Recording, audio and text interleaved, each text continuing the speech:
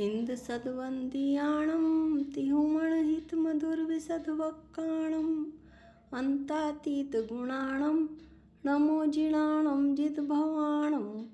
हम सभी पंचस्तिकाय संग्रह का अध्ययन कर रहे हैं और इसमें हम पुद्गल अस्तिकाय का स्वाध्याय कर रहे थे। पिछली गाथा में पुद्गल अस्तिकाय के 4 भेद बतलाए गए थे।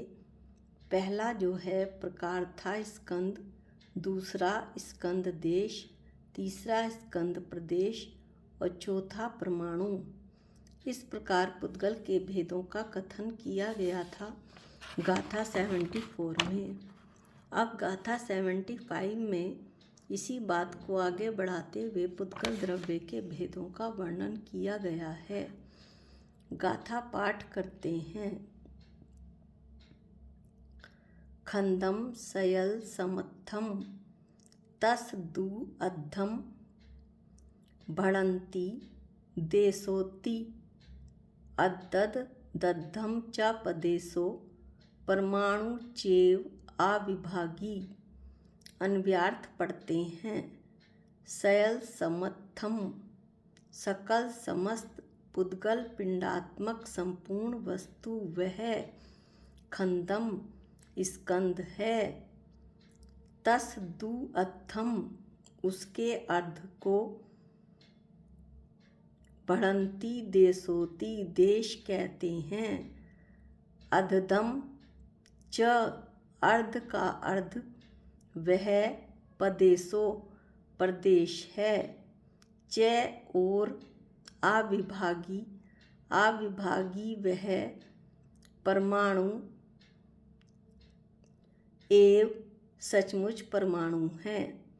क्या कहते हैं कुनकुन स्वामी कि सकल समस्त पुद्गल पिंडात्मक संपूर्ण वस्तु एक संपूर्ण वस्तु, मान लीजिए 16 परमाणुओं का एक पिंड है से निर्मित एक पिंड है 16 परमाणुओं से, या 3 लोक महास्कंद है, 3 लोक रूप फैला हुआ जो महास्कंद है वो एक पिंड की भांति है।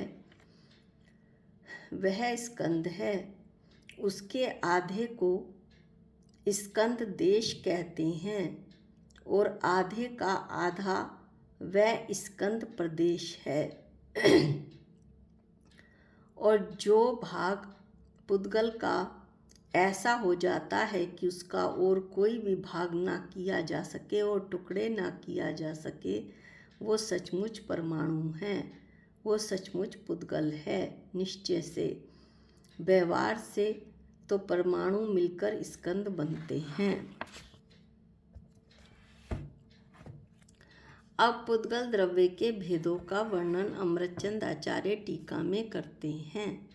अनंतानंत परमाणुओं से निर्मित होने पर भी जो एक हो वह स्कंद नाम की पर्याय है, यानी कि अनंतानंत अनंत अनंत से अनंत परमाणुओं से निर्मित वह स्कंद जो अभी बताया महास्कंद 3 लोक रूप फैला हुआ वो स्कंद नाम की पर्याय है।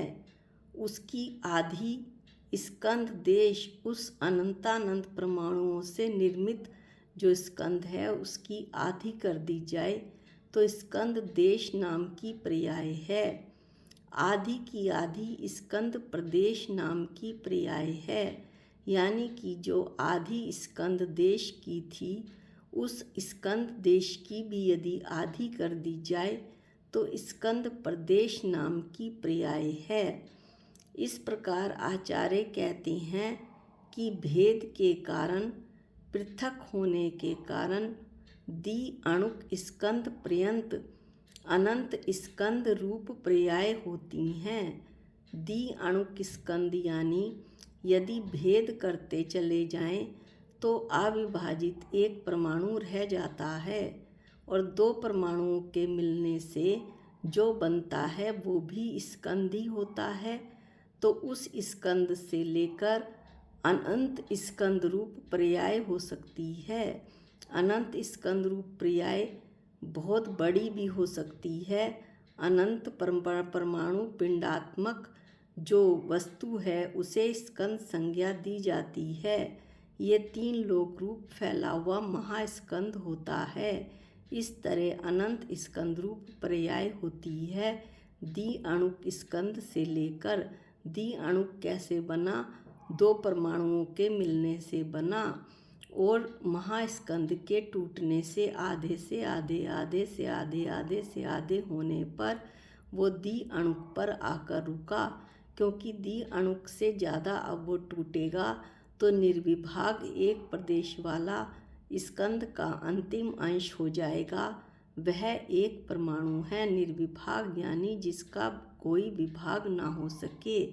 एक प्रदेश वाला स्कंद का अंतिम अंश, स्कंद का अंतिम अंश स्कंद नहीं कहलाता बल्कि वो परमाणु कहलाता है। पुद्गल के मुख्य रूप से 2 भेद होते हैं। यहाँ 4 भेद बतलाए हैं पर 2 भेद होते हैं, एक परमाणु और दूसरा स्कंद। परमाणु एक प्रदेशी होता है और जब ये परमाणु आपस में मिलते हैं तो बहुप्रदेशी होकर स्कंद बनाते हैं। इस प्रकार भेद से होने वाले पुद्गल विकल्पों यानी पुद्गल भेदों का वर्णन हुआ। जिस तरह भेद से पुद्गल पर्याय बनती हैं उसी तरह से स्कंद पर्याय बनती हैं, उसी तरह से संघात से भी स्कंद पर्याय बनती हैं। जैसे 2 परमाणुओं के संघात से मिलने पर एक द्वि अणुक स्कंद रूप पर्याय बनती है, इसी प्रकार संघात के कारण द्वि अणुक स्कंद की भांति जैसे 2 परमाणु मिले वैसे 3 परमाणु मिलकर त्रि-अणुक स्कंद बनाते हैं और 4 परमाणु मिले तो चतुर-अणुक स्कंद बनाते हैं। इस तरह से करते करते करते करते अनंत स्कंद रूप पर्याय बन जाती है। यह किसके होने से होता है? संघात के होने से होता है। इस प्रकार संघात से होने वाले पुद्गल भेद का वर्णन हुआ। आसान सी गाथा है और इसमें भेद और संघात का बतलाया है कि संघात से भी स्कंद बन रहा है और भेद से भी स्कंद बन रहा है। इस प्रकार आगे आचार्य कहते हैं कि इस प्रकार भेद और संघात दोनों से भी, भेद यानी पृथक और संघात यानी मिलने से, एक साथ भेद और संघात दोनों होने से भी, एक ही साथ स्कंधों के टूटने और संघात परमाणुओं के मिलने से भी क्या होता है? अनंत स्कंद रूप पर्याय होती हैं। एक साथ ही स्कंदों के टूटने से और परमाणुओं के मिलने से अनंत स्कंद रूप पर्याय होती हैं। इस प्रकार भेद संघात से होने वाले पुद्गल विकल्प का वर्णन हुआ कि संघात से तो जो परमाणु अविभाजित था, वो 2 परमाणु मिले तो द्वि-अणुक स्कंद रूप पर्याय बनी, 3 परमाणु मिले तो त्रि-अणुक स्कंद पर्याय बनी और 4 अणु मिले तो चतुर-अणुक स्कंद पर्याय बनी। इस प्रकार करते करते अनंत स्कंद रूप पर्याय बनी।